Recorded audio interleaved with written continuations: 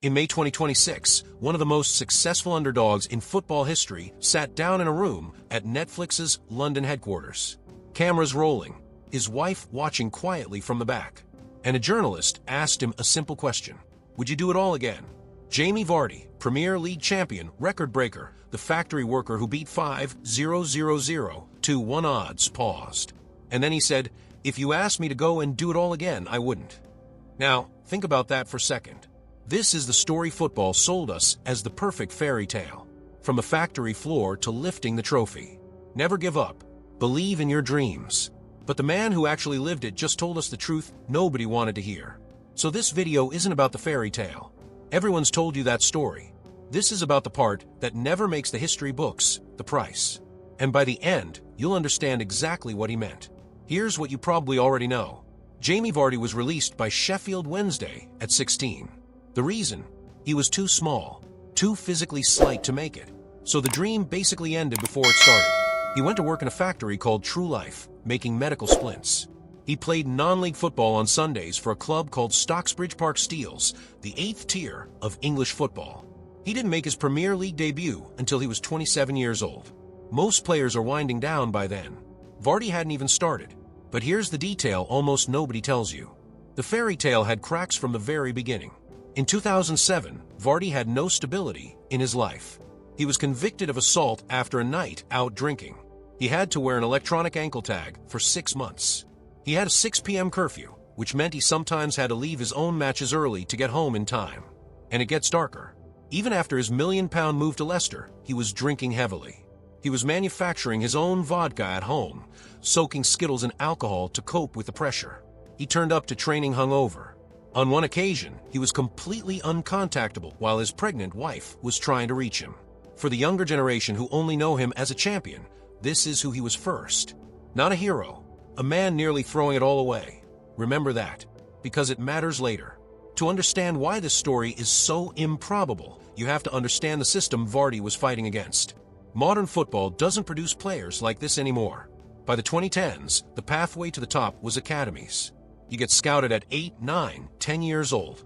You're groomed inside a professional club for a decade. If you're not in the system by your mid-teens, the door closes. Permanently. Vardy was outside that door. Released. Written off. Working a factory job into his 20s. And the gap he had to cross was enormous. Non-league football and the Premier League aren't the same sport played at different speeds. They're almost different worlds. In the 2015-16 season, the one that made him famous, the Premier League was full of players bought for tens of millions. Elite fitness. Elite coaching since childhood.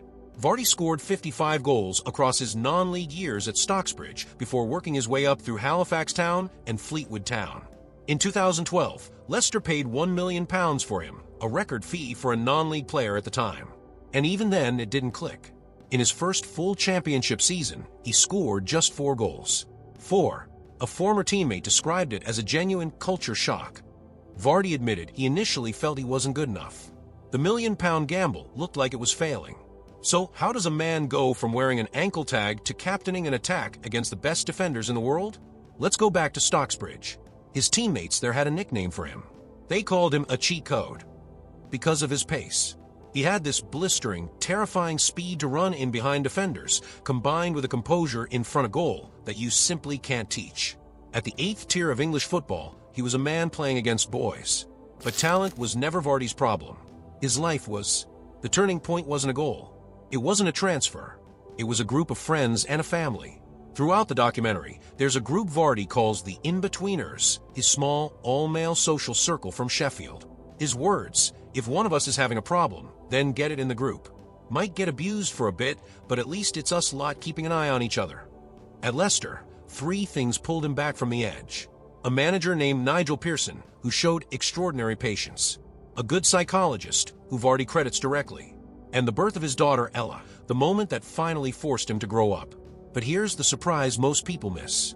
There's a specific incident he calls one of the harder things he ever went through. In 2015, during an England training camp in Helsinki, Vardy was told a tabloid was about to publish a story revealing the identity of his secret biological father, a man he'd had no prior knowledge of. He had to rush home. He learned about his own father's existence because a newspaper was about to print it first. That's the man who was about to become a national hero. Carrying that. And then came the season that broke football. 2015-16. Leicester City were 5-0-0-0-2-1 to win the Premier League. To put that in perspective, bookmakers offered better odds on Elvis being found alive. This wasn't supposed to be possible. It's arguably the single greatest shock in the history of team sport. And Vardy was the engine. He scored 24 league goals that season. But the number alone doesn't capture it. Let me give you the moment that defined him. Between August and November 2015, Jamie Vardy scored in 11 consecutive Premier League matches. 11 straight games. That broke the all-time record, a record previously held by Ruud van Nistelrooy, one of the most lethal strikers the league had ever seen. A man who'd cost tens of millions. Beaten by a former factory worker who'd been playing in front of a few hundred people just a few years earlier. The commentary from that record-breaking goal became legendary. Martin Tyler screaming, "It's 11. It's heaven for Jamie Vardy." And this is the crucial part. He made elite defenders look like amateurs. His whole game was built on that non-league instinct, the run in behind, the chase, the refusal to stop. Defenders who'd been coached since childhood couldn't handle a man who played like he had nothing to lose. Because for most of his life, he'd had nothing to lose. But here's what's genuinely remarkable. Everyone assumed it was a one-season fluke, a flash in the pan. He'd never do it again. He proved them wrong for years. After that title-winning season, Vardy hit double figures in the league in 6 consecutive campaigns. He didn't fade. He kept scoring. He helped Leicester win the FA Cup for the first time in the club's history. He became an England international, fulfilling a prediction his agent had made all the way back when he signed for Halifax. By the end, the numbers were staggering. 200 goals in 500 appearances for Leicester across 13 years. He became statistically the 14th highest scorer in the history of English top-flight football, and he didn't even start until he was 27. Let that settle. Most of the names above him had a decade's head start. But here's what nobody was talking about at the peak of all that glory. In the summer of 2016, right after the title, right at the absolute height of his powers, Arsenal came calling. They activated a release clause worth £22 million. Arsene Wenger, one of the most respected managers in the world, reportedly went to Vardy's house personally. On the England training ground, Jack Wilshere asked him directly, "Are you going to sign with us?" This was the move. Champions League football. A giant club. The stage his talent deserved. And Vardy said no. Why? 2 reasons. Loyalty. Leicester gave him his chance when nobody else would. And the fact that Arsenal wouldn't guarantee he'd play in his preferred position. So he stayed. He signed a new 4-year deal at Leicester instead. And if you're being honest about it, he never won anything at Leicester comparable to what he might have won at Arsenal. It's the same haunting question that followed Steven Gerrard his whole career. Do you stay loyal to the club that made you? Or do you chase the biggest possible glory while you still can? There's no clean answer. Vardy chose loyalty. And in his own words on his podcast in 2026, loyalty. I'd been given my chance at Leicester, and we just won things. But this is where the story stops being a fairy tale. Because loyalty has a cost. And the deeper cost wasn't even about trophies.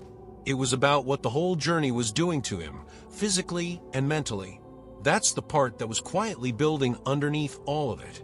Which brings us back to that room at Netflix in May 2026. Vardy is 39 now. Still playing, in Italy, for Cremonese, in a relegation battle. And when they asked him to reflect on everything, he said something that stops you cold. "I don't have time to reflect, to be honest. At the minute, the season finishes, and I just want to forget about football. I need to mentally forget everything and get back to a normal place." He described the game itself as a killer. His words, physically and mentally, football is a killer. It's such a grind on your body and your mind, so I just want to completely forget about it. This is a man who achieved everything the sport had to offer. And every summer, he needs to forget it just to feel human again.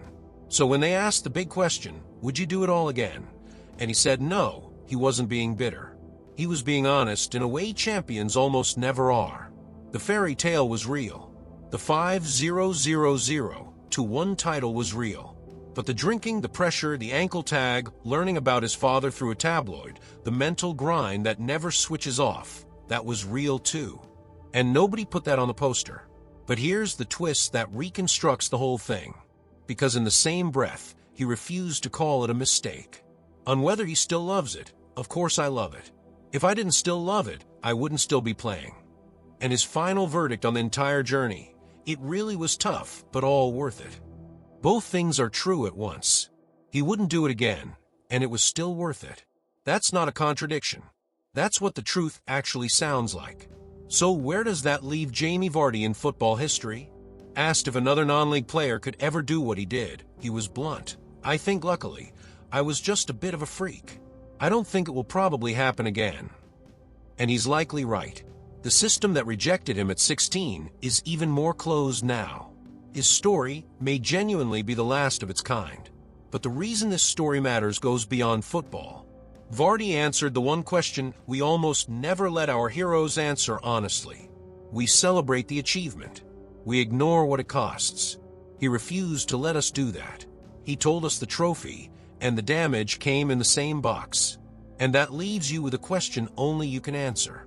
If someone showed you the summit, the title, the glory, your name in the record books, but also showed you the full price in advance, the years, the toll on your body, the toll on your mind, would you still climb? Vardy said no. So what would you say? Tell me in the comments. I genuinely want to know where you land on this one.